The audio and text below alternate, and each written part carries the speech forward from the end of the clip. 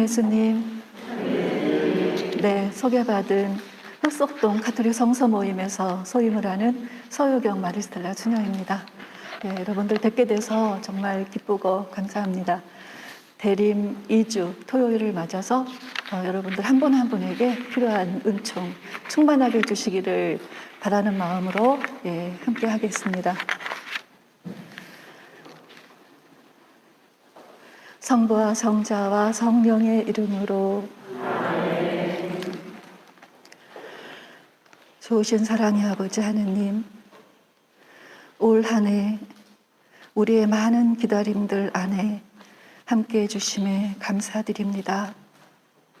이 대림 시기를 맞아서 정말 주님만이 구원이심을 다시금 깨닫고 우리의 기다림 속에 주님을 초대하고 주님과 함께 우리의 구원을 기다릴 수 있도록 우리의 믿음을 더하여 주소서. 우리의 마음이 빛이 되어 주시고 주님만이 우리의 구원자이심을, 우리 삶의 목표이심을, 주님 안에 우리의 모든 기다림에 열매가 있음을, 주님만이 우리의 완성자이심을 다시금 고백하면서 주님의 성탄을 깨어 준비하게 하소서. 우리 주 예수 그리스도를 통하여 비나이다. 아멘. 성부와 성자와 성령의 이름으로. 아멘. 마스크를 쓰고 하려니까 좀 네, 그런데요. 네. 우리는 올해 정말 많은 걸 간절하게 기다렸습니다. 그죠? 우선 전 세계적으로 이 코로나 팬데믹으로부터 해방되기를 얼마나 우리가 고대를 했습니까? 그러나 여전히 우리는 어려운 상황입니다. 우리는 이 시점에서 인간의 힘으로 안 되는 게 있구나. 하느님만이 정말 우리의 구원자이시구나. 주님만이 구원이시구나, 구원을 주시는 분이구나 하는 것을 이 대림식을 통해서 더 깊이 깨닫고, 그리고 우리 마음 안에, 우리 가정 안에, 우리 공동체 안에 모시면서 은총을 구하는 그런 시기를 갖는다면 우리 대림시기의 은총이 더없이 풍성하리라고, 구원을 체험하시리라고 믿습니다. 우리는 가족들의 행복을, 구원을, 우리 아이들의 또 취업과 또 원하는 대학에 가고 원하는 배우자를 만나고 원하는 가정을, 행복한 가정을 꾸리기를, 또 신앙생활을 모두가 착실히 하기를, 이 세상에 악이 사라지고 부정부패가 사라지고 우리 모두가 안전하게 살 수 있는 그러한 사회가 되기를 우리는 고대하고 있습니다. 제가 짤막한 그 엄마의 기다림 시를 읽어드릴게요. 네, 여러분들의 기다림, 여러분들의 구원을 향한 갈망, 그 갈망 속에 주님을 초대하는 그런 시간이 되면 좋겠어요. 얼마나 시간이 더 흘러야 이런 기다림이 끝이 날까? 밤이 하얗게 새도록 기다리며 견디는 이 아픔을, 잠 못 이루는 고통을 내 딸은 알고나 있을까? 아니야, 지금은 모를 거야. 이상하다고만 하겠지. 이해할 수 없다고 하겠지. 노파심일까? 그래도 기다려진다. 30. 아이가 아닌데도 늦은 날은 바람결에 뒹구는 낙엽 소리, 위층에서 내리는 물소리에도 귀를 쫑긋 세우고 홀로 긴 밤을 샌다. 어서 신실한 짝꿍을 만나 알콩달콩 살아가는 딸의 모습 보고 싶다. 자식 낳고 키우는 그날이 오면 엄마 마음을 알게 되겠지.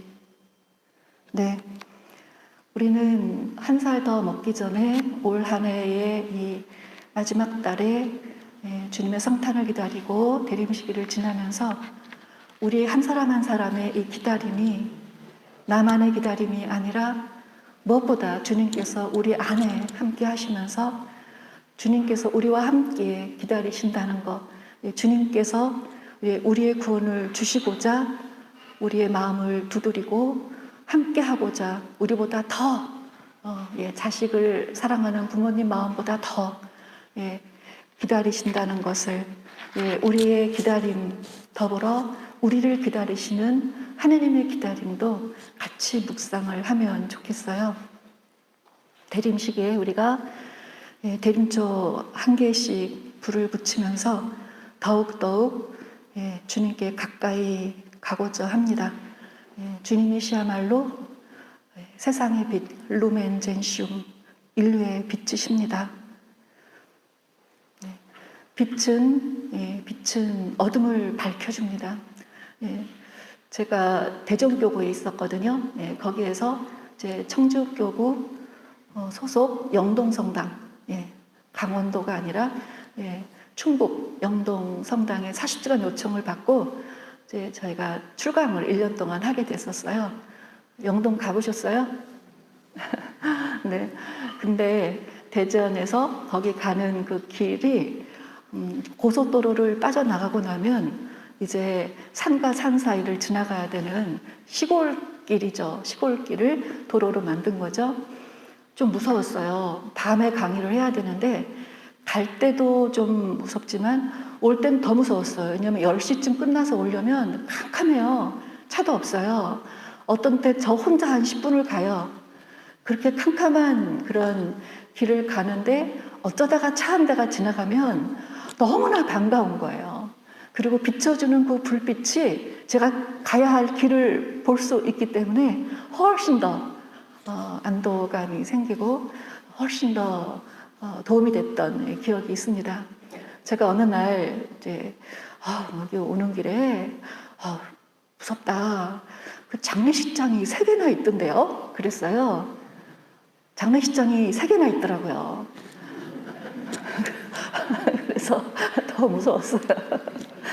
그랬더니 어떤 신자분이 수녀님 원래 4개였어요. 하나는 폐쇄했어요. 내가 말하지 말걸. 네. 그 캄캄한 밤에 그 불빛이 너무 고마운 거예요. 우리가 어둠이 짙을수록 하느님께서는 더 가까이, 더 큰 빛으로 우리에게 다가오십니다. 그 빛은 길을 비춰주듯이 우리의 지성에 말하자면 그 길을 비추어 주셔서 우리가 어느 길로 가야 할지, 무엇을 어떻게 생각하고, 어떻게 식별하고, 어떻게 선택해야 할지, 우리 지성에 빛을 비춰 주십니다. 또한 빛은 따스합니다. 따뜻합니다. 우리의 언 마음, 찬 마음, 상처난 마음 어루만져 주시고, 위로와 용기를 주시고, 그래서 이 대림초는 주님을 기다리는, 구원을 기다리는 기도초이고 사랑초예요. 우리가 기도를 할 때 우리 마음에 촛불이 켜지는 거예요. 기도할 때 그분께서는 우리에게 빛을 주세요.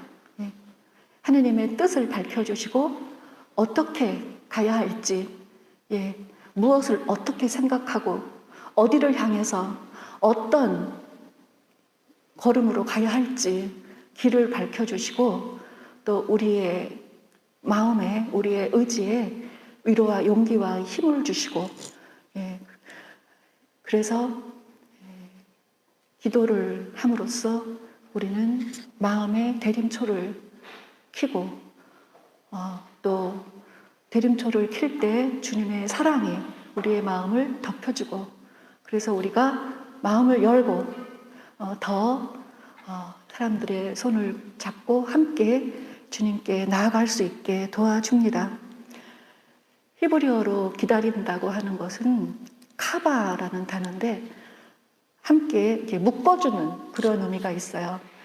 그래서 우리의 기다림은 단절이 아니라 우리의 희망과 기다림은 너와 나를, 가족 구성원 서로를 더 묶어주고 우리를 또한 하나님께 더 묶어주고 그렇습니다. 그러기 위해서 그분께서는 오늘도 우리의 마음의 문을 두드리십니다. 요한복시록 4장 20절에 이런 말씀이 있어요. 예수님께서 라오디케아 신자들에게 보내시는 말씀이죠. 보라, 내가 문 앞에 서서 문을 두드리고 있다. 누구든지 내 목소리를 듣고 문을 열면 나는 그의 집에 들어가 그와 함께 먹고 그 사람도 나와 함께 먹을 것이다. 이 구절을 가지고 그림을 그린 영국의 화가 헌트의 그림을 아마 보신 분이 있으실 거예요. 예수님께서 왼쪽에는 초롱을, 그리고 오른손으로 문을 두드리십니다. 근데 그 잠금 열쇠는 문 안쪽에 있습니다. 문 안에 있는 사람이 열어드려야 예수님께서 들어가실 수가 있는 거죠. 문 안에 있는 사람과 문 밖에 있는 분을 한번 생각해 보세요. 문 안에 있는 사람은 그렇게 아쉬울 게 없을 수 있어요. 따뜻하고 앉아서 쉴 수 있고 배고플 때 먹을 수 있고, 문 밖에 있는 사람은 서 있어야 하고 밖은 춥고 목마르고 배고프고 더 고달프고, 그리고 지금 어떤 목적을 달성하시기 위해서 더 간절하고, 그 예수님의 마음, 예수님께서 이 대림 시기에 카톨릭 전례 안에서 전례 시기에 따라 특별히 역사하시고 은총을 주시는 그분께서 우리 한 사람 한 사람 마음의 문을 두드리고 계십니다. 함께 하자고, 우리가 마음을 열 때 따스한 빛과 사랑과 생명을 지니신 그분이 우리에게 오십니다. 우리가 이사야서를 보면 주님께서 말씀하십니다. 오너라 나와 시비를 가려보자. 1장 18절. 너희의 죄가 진홍빛 같아도 눈같이 희어지고 다운같이 붉어도 양털같이 되리라. 지금 하느님께서 우리에게 시비를 가리자고 하십니다.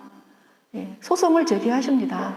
하늘과 땅을 증인으로 산과 언덕을 향해서 인간을 고발하십니다. 그리고 판단해 줄 것을 요청하십니다.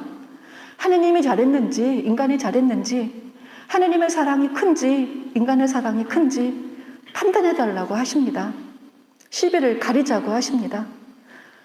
그리고 말씀하시기를, 나 하느님으로 말할 것 같으면 너의 죄가 진홍빛 같아도 눈같이 희어지고 다운같이 붉어도 양돌같이 되게 할 수 있다. 나는 그렇게 할 수 있는 그런 힘이 있다. 사랑이 있다. 구원의 능력이 있다. 이 마음을 알아달라고, 당신 사랑을 알아달라고 호소하십니다. 나는 너의 모든 죄를 다 깨끗하게 씻어주고 너로 하여금 정말 행복하게 살아갈 수 있게 해줄 수 있는 그런 하느님이니 나에게 돌아와서 좀 다시 시작해보자고 우리의 문을 두드리시고 우리를 부르십니다. 그분은 사랑 자체이시고 한없는 용서이시고 구원이시고 끊임없이 새롭게 창조하시는 분이십니다. 엄마가 아기 얼굴을 날마다 씻겨주고 한없이 씻겨주고 그렇듯이 그분은 한없이 우리를 그렇게 씻어주고자 기다리십니다. 관계 회복이 구원입니다.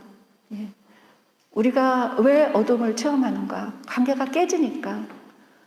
함께 친밀하게 서로 사랑하고 나누고 도와주고 이해하고 수용해주고 그렇게 운명을 함께 해야 하는 그런 사랑하는 가족들이, 그 관계가 멀어지기 때문에 그래서 평화가 깨지고, 그래서 어둡고 자꾸 내 안에 갇히고, 빛으로 오시는 그 분은 왜 우리가 어둠 속에 사는지를 보게 해주시고, 정말 우리에게 구원을 주실 수 있는 분이 누군지를 보게 해주시고, 주님과 함께 자신의 구원을 위해서 어둠으로부터의 탈출을 위해서 애쓰도록 우리를 이끌어 주고 계십니다.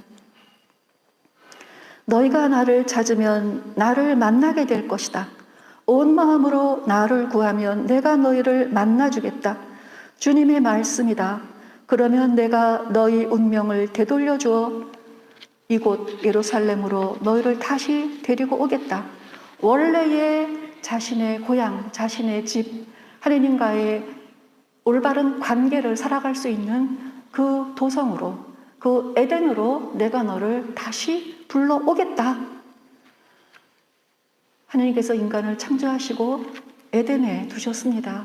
에덴이야말로 인간의 처소인데, 이 에덴이 의미하는 것은 하느님과의 친밀한 관계. 하느님께서 아담아 하고 부르면 네, 여기 있습니다. 듣고 응답할 수 있는 그러한 그 친밀한 관계. 너 어디 있느냐? 아, 여기 있습니다. 두려워서 숨었습니다. 부르시고 듣고 답하고, 그러한 친밀한 관계. 모든 인간의 처소가 바로 에덴, 하느님의 곁입니다. 하느님과의 친밀한 관계입니다. 그런데 우리의 무질서한 욕망과 이기와 탐욕과 죄가 그 관계를 멀리하고 멀어지게 하고, 하느님과의 관계가 멀어진다는 것은 또한 사랑하는 사람과의 관계가 멀어지는 것과 같은 속도로 나아갑니다. 그럴수록 하느님은 우리를 부르십니다. 우리에게 달려오십니다. 더 큰 목소리로 우리를 부르십니다. 제가 초등학교 때 동생이랑 싸웠는데, 동생이랑 싸우면 아무리 동생이 잘못해도 제가 혼나더라고요. 저는 그걸 이해할 수가 없었어요. 너무 속상하고 너무 억울하고. 그래서 제가 나 집 나갈 거야! 그리고 제가 집을 나왔어요. 근데 갈 데가 있어야 말이죠. 그래서 어디로 갈게요? 그때는 연탄을 뗐어요. 저 초등학교 때 연탄깡이 있었어요. 집에 연탄깡에 들어가서 앉아 있었어요. 그리고 이제 저녁을 먹고 나왔으니 날이 어두워지고 있잖아요. 화가 안 풀려서 이제 연탄강에 앉아 있는데 저희 어머님이 저를 찾아 나서신 거예요. 근데 저희 집 앞에 그 전철, 기차가 지나가는 그 기찻길이 있었는데, 어머님은 그쪽을 향해서 제 이름을 부르는 거예요. 집에 나오면서부터 효경아, 효경아 하고 부르는데, 어머님이 멀리 갈수록 그 어머님 저를 부르는 소리가 점점 더 크게 들리는 거예요. 굉장히 멀리서까지도 저를 부르는 그 어머님 음성이 들려왔어요. 그래서 제가 여기 계속 있으면 안 되겠구나. 그리고 슬며시 나와가지고 슬며시 방에 들어가서 슬며시 이불 뒤집어 쓰고 누웠어요.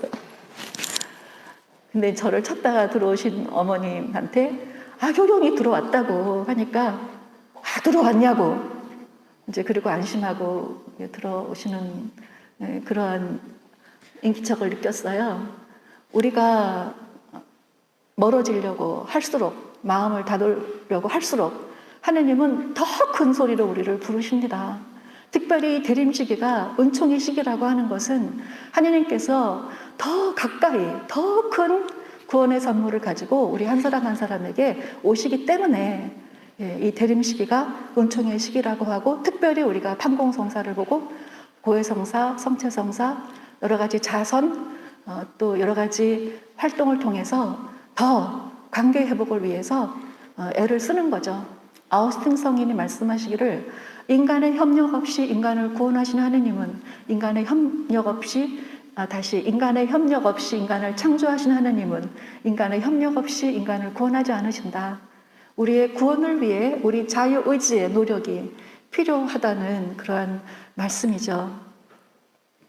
우리는 루카복음 15장을 너무나 잘 알고 있어요. 작은 애들이 자기 몫으로 돌아올 재산을, 부동산을 현금화해서 다 챙겨서 집을 떠났습니다. 아버지와의 관계, 형과의 관계, 함께했던 그 집의 소위 종들 혹은 이웃들, 이 관계를 떠나서 혈연, 지연, 떠나서 멀리 갔습니다. 모든 걸 탕진하고 이제 어쩔 수 없이 돼지를 치게 되었어요. 돼지를 친다는 것은 유대인들에게 금기시하는, 유대인들에게 금지된 그런 직업이고, 또 돼지고기 역시 이제 금기식품이잖아요. 그 말은 유대인으로서의 정체성, 예, 율법을 준수하는 그들의 그 정체성마저도 이제는 살 수 없는, 종교적으로 율법적으로 멀리 떠남을 의미합니다. 밑바닥까지 내려가서 그는 아버지 생각을 했어요. 우리 아버지 집에는 먹을 게 많은데, 아버지는 종들에게도 후하게 해주시는데, 안 되겠다. 예, 정신이 들어서 생각한 건 아버지예요. 예, 에덴, 아버지 집, 아버지와 나와의 관계, 거기가 우리가 머물러야 할 집입니다. 거기서 우리는 우리 자신을 찾습니다. 제 정신이 들은 작은 아들은 아버지 집을 향하는데, 멀리서부터 작은 아들을 발견한 아버지는 달려와서 아들을 끌어안습니다. 그것이 바로 하느님의 자비를 보여주는 말씀인 거죠. 이 루카복음 15장의 이 말씀이 바리사이들, 율법학자들을 향해서 하시는 말씀이거든요. 하느님은 율법적으로 의인과 죄인을 판단하고 단죄하고 소외시키고 이런 하느님이 아니다. 죄인을 사랑하시고 용서하시고 끊임없이 품으시는 그런 하느님이시다. 이 비유를 통해서 들려주시는 거죠. 그는 아버지께로 왔고 아버지는 달려가서 아들의 목을 껴안고 입을 맞췄습니다. 아들이 저는 아버지 아들이라고 불릴 자격이 없습니다. 그러나 아버지는 어서 가장 좋은 옷을 가져다 입히라고 합니다. 이렇게 달려오시고 어서 좋은 옷을 입혀줘라. 원뜻은, 이 좋은 옷의 원뜻은 먼저 본 옷이에요. 입었던 옷이에요. 자기 옷이에요. 가장 좋은 옷은 자기 옷이에요. 나의 존재와 생명을 주신 하느님, 나의 창조 목적과 계획을 가지시고 우리를 이끌어 가시는 그 하느님, 그 하느님의 뜻을 따라서 살아가는 나의 길, 그것이 세상적인 관점으로 봤을 때 조금 못해 보여도 그것이 나에게 최선의 길이고 그것이 나에게 가장 좋은 옷을 입고 사는 가장 행복한 삶인 것입니다. 아들은 모든 것을 잃어버리고 나서야, 탕진하고 나서야, 밑바닥까지 갔다 와서야 이제 내가 머물렀던 그 집이 나의 집이고 바로 그 옷이 나의 옷이구나 하는 것을 이제 깨닫게 되는 거죠. 어서 옷을 입혀줘라. 단지 아들의 자격, 아들은 영원한 아들입니다. 아버지에게 아들은 아무리 이보다 더한 죄를 졌어도 이 관계는 끝나지 않습니다. 하느님은 영원한 사랑이시기 때문에 이 관계를 우리 쪽에서 아무리 끊을래야 끊을 수가 없는 것이에요. 이 아버지와 자식과의, 부모와 자식과의 이 천륜을 무엇으로 끊을 수 있겠습니까? 하느님과 우리와 아버지와 아들의 관계, 부모와 자녀와 관계처럼 어떠한 죄도 이 관계를 끊을 수는 없습니다. 우리는 영원한 하느님의 자녀입니다. 반지를 끼워줘라. 그리고 신발을 신겨줘라. 종의 노예, 종의 삶이 아니고 죄의 노예의 삶이 아니고 이미 너는 죄인이 아니야. 나는 너가 나를 향해 오는 그 순간, 아버지를 부르는 그 순간 너의 모든 죄를 다 씻어줬어. 너는 눈같이 하얘졌고 양털같이 하얗고 부드러워졌어. 네, 자유인입니다. 그렇기 때문에 얼마든지 언제든지 모든 죄를 씻어주고 용서해주고 새롭게 해줄 수 있는 분이시기 때문에 더없이 우리를 간절하게 기다리십니다. 아버지는 살찐 송아지를 잡아서 이 잔치를 벌입니다. 살찐 송아지 100마리는요, 살찐 송아지는요, 온 마을 사람들이 다 와서 먹을 수 있는 그런 양이에요. 구원의 잔치를 말하죠. 네, 관계 회복입니다. 있는 그대로 받아주시고, 우리가 하느님 아버지와의 관계 안에서 우리 자신을 찾습니다.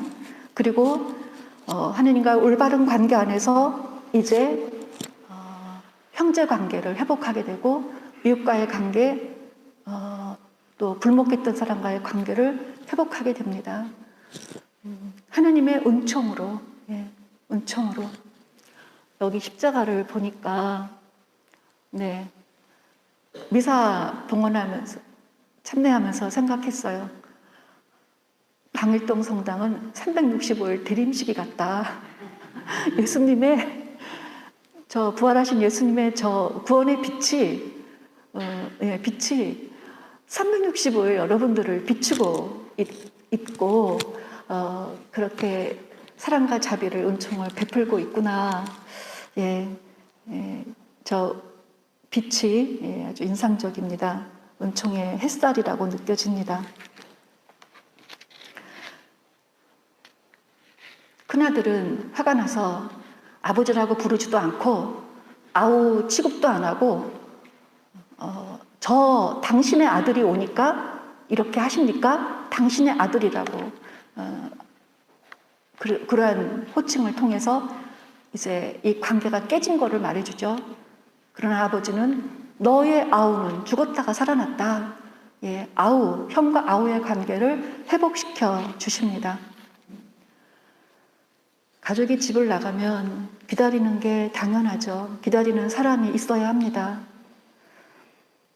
그래야 더 빨리 돌아올 수 있고 더 빨리 회복할 수 있습니다. 우리는 기다리는 사람이 되어야 하는 것이고 혼자서가 아니라 주님과 함께 기다리는 사람이 되는 것. 이 대림시기는 주님과 함께 우리가 기다리는 모든 것을 주님과 함께 기다리는 것. 인내가 필요한데 그것이 이 기다림의 질을 높여주는 거죠. 이 기다림이 무작정 의미 없는 기다림이 아니라 주님 안에서 구원을 체험하는 기다림으로 만들어주는 것이고 우리는 이 대림시기를 통해서 우리가 1년 12달을 어떻게 기다려야 하는지 어떻게 구원을 향해서 나아가야 하는지를 가르쳐주는 거죠. 아까 이 대림초는 우리의 기도초이고 사랑초다라고 말씀을 드렸는데 주님과 함께 간절히 기도하면서 그죠? 기다리고 정말 이해하고 100번 이해하고 100번 용서하고 그쪽 입장이 돼보고 하면서 사랑하면서 기다려야 하는 것입니다. 사랑의 성교회에서 임종의 집을 하고 있어요. 거기 사랑의 성교회 수녀들이 또 젊은 수련 수녀들이 가서 이제 봉사를 했대요. 근데 임종을 앞둔 많은 어르신들이 정말 슬픈 눈으로 계속 문을 바라보는 거예요. 저마다 문을 바라보지 않는 사람이 없어요. 어떤 분은 하루 종일 문에서 눈을 안 떼요. 그래서 수련 수녀가 마더데레사 수녀님께 여쭙대요. 수녀님, 왜 사람들은 죄다 문만 바라봐요? 그때 수녀님께서 말씀하셨답니다. 네, 그렇습니다. 그들은 누군가 찾아오길 기다립니다. 지칠 줄 모르고 바라봅니다. 언제나 이렇게 말합니다. 혹시 내 딸 또는 내 아들이 내 가족들 중 혹은 내 친구들 중 누군가가 나를 찾아오지 않을까? 나를 찾아올지 몰라. 오늘 아니면 또 내일, 또 내일. 그렇게 늘 문을 바라보던 어느 할머님이 이제 임종을 맞게 되었습니다. 모두가 할머님 곁에서 기도를 해드렸는데 할머니께서 마지막 숨을 몰아쉬면서 한 말씀을 하셨습니다. 주님, 제 아들을 용서합니다. 그리고 숨을 거두셨습니다. 할머니의 기다림, 할머님의 인내는 훌륭하셨습니다. 그분의 인내는, 그분의 기다림은 용서라는 열매를 맺으셨습니다. 네, 복음적인 기다림, 주님과 함께하는 기다림이었습니다. 원망과 실망이 아니라 기다림 속에서 우리의 마음은 비워지고 또 비워지고 거기 예수님 탄생하시고 예수님과 함께 하늘나라를 갔습니다. 우리는 참 많은 것을 기다리며 사는데 어떻게 기다리느냐가 중요하고, 카톨릭 전례가 대림시기를 통해서 가르치는 그 영성적 메시지를 대림시기 동안에 읽혀지는 독사 복음 안에서 주시는 그러한 메시지들을 우리가 묵상하고 마음에 담고 또한 또 한 1년을 또 살아야 되는 것이죠. 더욱 가까이 그러는 가운데서 주님께서 구원의 열매를 맺어주십니다. 용서야말로 최고의 선물이에요. 우리가 용서를 함으로써 또한 용서를 받습니다. 할머니가 아들을 용서하고 갔습니다. 그 아들은 하느님께 용서를 받겠죠. 우리는 우리가 함께했던 소중한 인연들을, 함께했던 모든 이들에 대해서 어떠한 아쉬움이 있었다 하더라도 그 모두를 축복해주고 용서해주고 갈 수 있다면 우리는 하늘나라를 얻는 것이고, 함께했던 모든 이들에게 하늘나라를 선물하는 것입니다. 이런 글이 있어요. 미국 시인 에드원 마커엠의 시인데, 그는 원을 그려 나를 밖으로 밀어냈다. 나에게 온갖 비난을 퍼부으면서, 그러나 나에게는 사랑과 극복할 수 있는 지혜가 있었다. 나는 더 큰 원을 그려서 그를 안으로 초대했다. 하늘나라는 혼자 만들어가는 게 아니라 함께 만드는 것입니다. 엄마와 아기의 그 평화처럼 그 안에 하늘나라가 있듯이 우리가 서로 한 번 더 이해하고, 한 번 더 손잡고, 한 번 더 이해해주고 그러는 가운데 하늘나라는 끊임없이 발생하는 것입니다. 그래서 우리의 많은 아쉬움, 절망, 좌절, 어려움 가운데서 혼자 견디는 것이 아니라 주님을 꼭 붙잡고 우리와 함께 계시는, 우리 곁에 와 계시는 주님과 함께 어려움을, 시기를 겪어가는, 이것이 진정한 대림 시기이고, 그분이 우리 기다림의 주인이 되어야 하고, 그분이 우리의 모든 기다림의 주도권을 잡아야 하고, 그래야 그분께서 구원의 역사를 이끌어 가시며 마침내 구원의 열매를 맺어주신다는 것을 기억하셔야 되겠습니다. 동방 박사들이 별을 보고 예루살렘에 왔습니다. 왕이 나실 곳이 어딘가요? 그래서 이제 헤로데가 율법 학자들, 바리사이들을 불러서 물었습니다. 그들은 미카 예언서에서 베들레헴에서 예수가 탄생할 거라는 것을 알고 알려주었어요. 그래서 동방 박사들은 베들레헴을 가서 이제 별이 머무는 곳에서 마구간을 찾아 들어갔고 예수님을 경배할 수 있었습니다. 점성술도 한계가 있는 것이고 지상 모든 지식도 한계가 있는 것이고, 마침내 동방 박사들이 예수님 만날 수 있었던 것은 점성술 때문이 아니라 바로 성경 말씀 때문이었습니다. 말씀은 예수님을 만나게 해 줍니다. 이 동방 박사 안에 있는 위대한 왕을 꼭 만나고 싶다 하는 그런 갈망이 그들을 베들레헴까지 이끌어 줬던 것이죠. 그리고 그 성경 말씀이 결국 이제 마지막 예수님을 만나게 해줬던 것이고요. 그러나 정작 메시아를 기다린 유대 지도자들은 예수님을 만나지 못합니다. 성경은 알고 있었지만, 그러나 성경 말씀만 가지고 예수님을 만날 수는 없었습니다. 그들은 관심이 없고 헤로데로부터 불이익을 당할까봐 잠잠합니다. 움직이지 않습니다. 아까 기도초, 사랑초 말씀을 드렸어요. 성경은 하느님의 말씀이고 기도는 우리가 하나님께 말씀드리는 것이고, 우리가 촛불을 켤 때 기도하는 것이고, 기도를 할 때 촛불을 켜는 것이고, 그 기도 안에서 그분은 말씀하시고, 그 말씀이 우리로 하여금 진정 우리가 가야 할 길을 보게 하고 듣게 하고 걷게 하고 마침내 목적지로 이끌어 줍니다. 그래서 하나님께서 우리 구원을 위해서 참 많은 은총을 마련해 주셨어요. 기본적으로 성사 생활부터 해서 그 하나님 말씀과 또 소중한 많은 그런 사람들과 또 좋은 책들과, 그래서 우리가 가다가 넘어지지 않게, 또 휘둘리지 않게, 또 되돌아가지 않게 용기 있게 구원의 길을 끝까지 갈 수 있도록 이끌어 주십니다. 대림 2주일 토요일,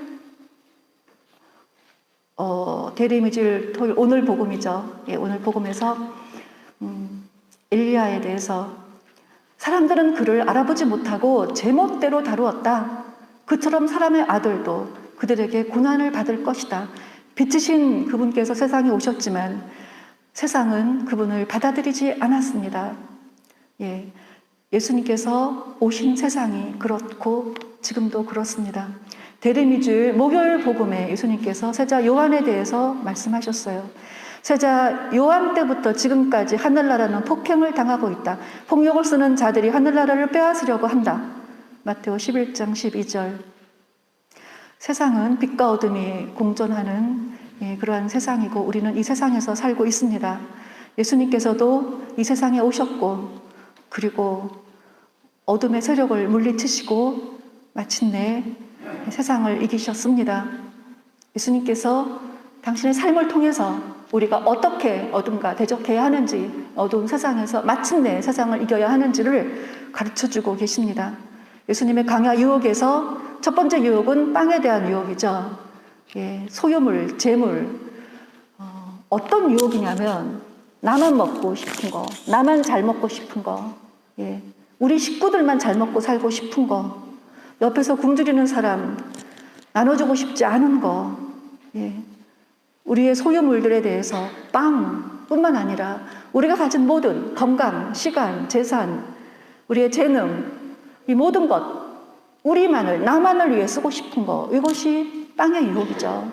예수님께서는 이 유혹을 말씀으로 이기십니다. 사람은 빵만으로 살지 않고 하느님의 입에서 나오는 모든 말씀으로 산다 라고 하셨고, 예수님께서는 당신을 따르는 군중들 장정반도 5,000명에게 빵의 기적을 베푸셨고, 또 당신 자신을 빵으로 내어주셨습니다. 성체성사를 제정하시면서 빵으로 내어주셨습니다. 소유가 아니라 완전한 당신 비움, 당신 증여의 삶을 사신 것이죠. 두 번째 유혹에서 악마가 예수님께 성전 꼭대기로 가서 몸을 던지시오 라고 합니다. 언제나 악마는, 사탄은 우리의 허영을 부추깁니다. 좀 더 영예로워지라고, 좀 더 박수를 받으라고. 예수님께서 주 너희 하느님을 시험하지 말라고 하셨고, 또 바리새인들의 누룩을 조심해라. 그들의 위선, 그들의 허영, 그들의 교만, 그들의 형식적인 종교생활 등등을 조심하라고. 그리고 유대교에서 가장 중요시 여기는 자선, 기도, 단식과 같은 가르침에서 공통적으로 하시는 말씀이 사람에게 보이려고 하지 말아라. 사람에게 보이려고 하지 말아라. 자선을 베풀 때도 오른손이 하는 거 왼손이 모르게 하고, 기도할 때에도 위선자들처럼 하지 말고 보이기식의 기도를 하지 말라고, 단식할 때에도 침통한 표정 짓지 말고, 이 모든 것을 숨어 보시는 아버지께 보이라고, 아버지께서 갚아주실 것이라고 하십니다. 세 번째 유혹에서 예수님은 세상의 모든 권력을 주겠소. 당신 지배자가 될 것이요. 당신의 지배자가 될 것이요. 라고 말하는 그 악마에게 주 너희 하느님을 경배하고 그분만을 섬겨라는 말씀으로 또 이겨내십니다. 지금 세 가지 유혹을 말씀드렸는데 매번 하느님 말씀으로 대적하십니다. 사탄과는 대화가 안 되는 거예요. 사탄과는 원래 대화를 하시면 안 돼요. 대화가 안 돼요. 대화가 안 돼요. 그는 우리보다 훨씬 교모하기 때문에 하나님 말씀으로 대적하셔야 돼요. 예수님이 이걸 보여주신 거예요. 하나님 말씀으로 무장하고 하나님 말씀으로 기도하고 하나님 말씀으로 거기서 힘을 받고 극복하고 그러는 가운데서 우리 안에 생명나무가 튼튼하게 뿌리를 내리고 성장하고 구원의 열매를 맺게 되겠죠. 광야라는 그 부미드바르라는 그 단어에 그 느바림이라는 그 말씀이라는 단어가 들어갑니다. 이스라엘 광야 여정, 끝없이 많은 한계 상황을 이제 겪어내야 하는 그런 광야 여정에서 수없이 많은 유혹이 도사리는 광야 여정에서 그들을 이끌어가는 그 길이 바로 하느님 말씀이었던 것이죠. 민수기 9장 18절의 말씀이거든요. 구름이 천막에서 올라갈 때마다 그에 따라 이스라엘 자손들은 길을 떠나고 구름이 내려 앉은 곳에 진을 쳤다. 이렇게 이스라엘 자손들은 주님의 분부에 따라 길을 떠나고 주님의 분부에 따라 진을 쳤다. 그 분부, 말씀을 따라서 길을 떠나고 말씀을 따라서 진을 쳤다. 이스라엘 역사서 보면은요, 다윗은 계속 하나님께 여쭤요. 하나님 어떡할까요? 지금 올라갈까요? 말까요? 어디로 갈까요? 늘 여쭤요. 그죠? 다윗은 그래서 선왕, 하느님께 사랑받는 거룩한 왕으로 이스라엘 백성들이 좋아합니다. 그만큼 늘 여쭙고 하느님의 뜻을 따르고자 했고 하느님의 뜻을 따라갔고 죄를 졌어도 바로 또 인정하고 용서를 청하고 또다시 관계를 회복하고 그래서 끊임없이 관계 회복을 통해서 올바른 관계를 유지해 갈 수 있었습니다.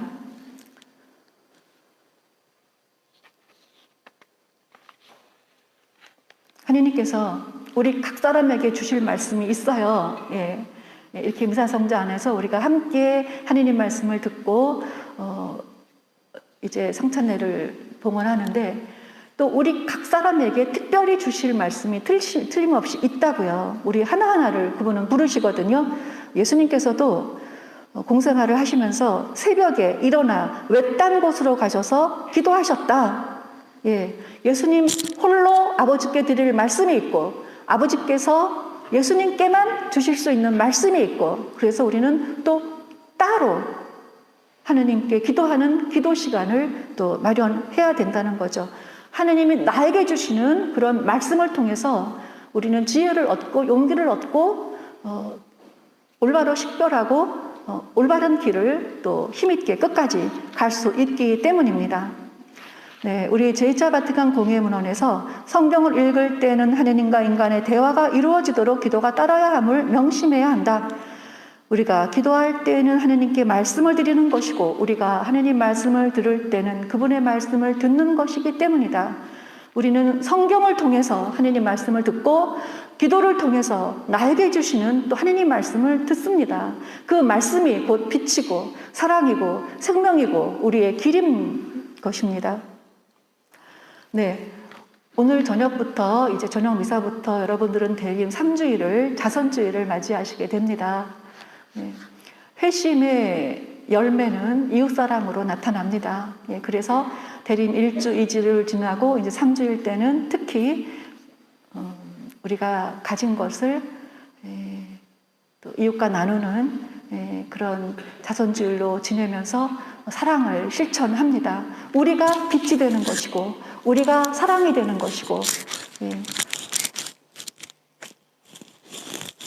대림 3주일 그 복음에서 사람들이 요한에게 물어요. 그러면 우리가 어떻게 해야 합니까? 이제 회개를 요청하는 말씀을 듣고 어떻게 해야 합니까? 요한은 대답합니다. 옷을 2벌 가진 사람은 못 가진 이에게 나누어 주어라. 먹을 것을 가진 사람도 그렇게 하여라.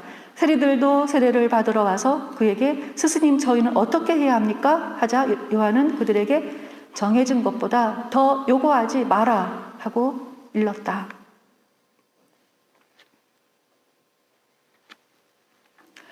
자선은 여러 뿔을 끈다고 했어요.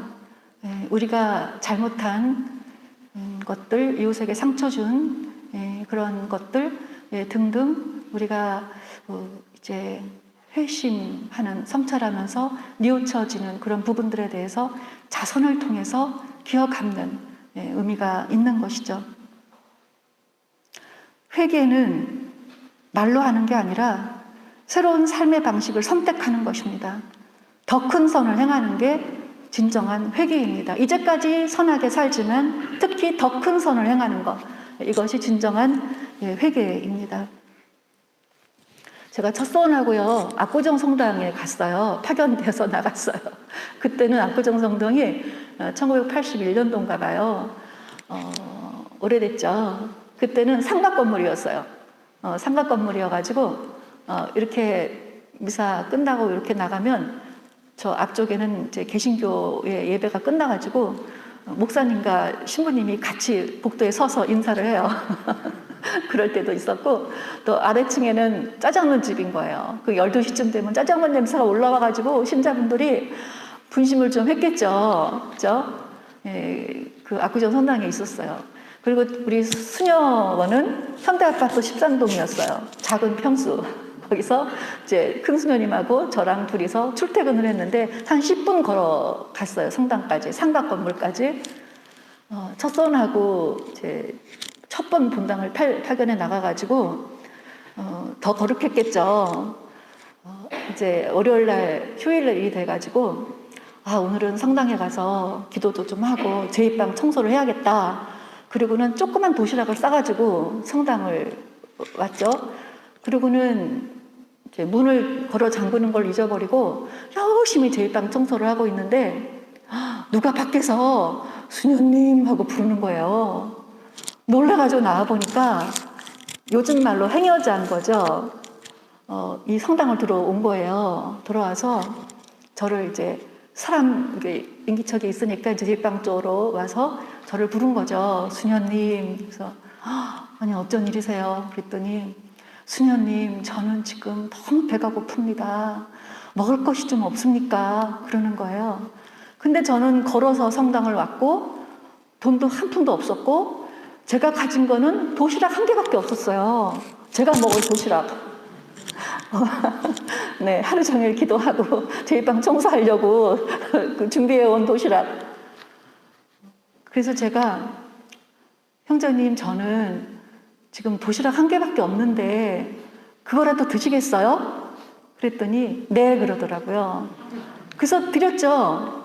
드리고 이제 저는 성체 앞에 앉아가지고 예수님, 저 형제가 밥만 먹고 빨리 가게 해주세요. 그리고 기도하고 있었어요. 근데 정말 단숨에 먹은 것 같아요. 금방 또 수녀님 그러더니 도시락을 저한테 주면서 고개를 푹 숙이더니 수녀님 밥을 제가 먹었군요. 이렇게 말했어요. 그리고 도시락을 제가 받자마자 쏜살같이 탁탁탁탁 저 아래측으로 내려갔어요. 제가 이제 앉아 숨을 쉬고 얼른 문을 이제 걸어 잠그고 그다음부터는 조금 편안하게 이제 청소도 하고 기도도 하고 그리고 왔던 기억이 있어요. 근데 그때 그 형제는 저에게 한 가지 선물을 줬어요. 수녀님 밥을 제가 먹었군요예요. 나눔은 먹고 남은 것을 주는 게 아니에요. 아니라는 걸 깨달았어요. 나눔이라는 것은 내가 먹는 밥, 내가 먹을 수 있는 권리, 내가 먹을 수 있는 밥을 형제에게 나눠주는 거. 내가 쓸 수 있는 시간 나눠주고, 내가 잘 수 있는 잠도 나눠주고, 내가 가진 것, 내가 누릴 수 있는 것, 그것을 내가 가지면 더 편하고 즐거울고 좋은 그것을 나눠주는 거가 나눔이라는 거를 그 형제의 말에서 깨달았어요. 그래서 하느님께 감사 기도를 드리고 왔죠. 네, 우리의 구원을 위해서 어둠과의 그 투쟁, 빛과 어둠을 올바로 식별하고 그리고 악을 피하고 선을 행하는 거. 우리 어두운 현실에서 우리가 어떻게 빛을 향해서 빛이신 그분과 함께 나아가야 하는지 성경은 우리에게 한 걸음 한 걸음 갈 길을 안내해 줍니다. 우리 왜 주님의 기도에서도 저희를 악에서 구하소서, 주님께서 가르쳐 주신 기도에서 우리에게 정말 필요하니까 매일매일 이 기도를 바치라고 하잖아요. 악에서 구하소서. 또한 성모성에서 이제와 저희 죽을 때 저희를 위해서 빌어 주소서. 정말 죽을 만큼 힘들 때, 또 죽어가는 사람들, 죽을 만큼 힘든 사람들, 이렇게 우리가 비구원의 처지에서 정말 암담한 처지에서 울부짖을 때 우리를 위해 비루소서. 하느님은 우리를 사랑하셔서 우리에게 필요한 모든 것을 마련해 주셨습니다. 우리가 조금만 눈을 크게 뜨면 하느님의 은총과 사랑이 그야말로 널려 있어요. 그래서 우리가 혼자 외롭고 쓸쓸하고 배고프고 힘들고 그렇게 사는 걸 그분 원하지 않으세요. 그래서 구원자이신 그분께 구원을 요청하고 그분의 그 빛을 따라서 그분과 함께 구원을 향해 나가야겠습니다. 오늘은 여기까지 하고요. 다음 시간 제2부 함께 나누도록 하겠습니다. 영광이 성부와 성자와 성령께 처음과 같이 이제와 항상 영원히 아멘. 성부와 성자와 성령의 이름으로 아멘. 감사합니다.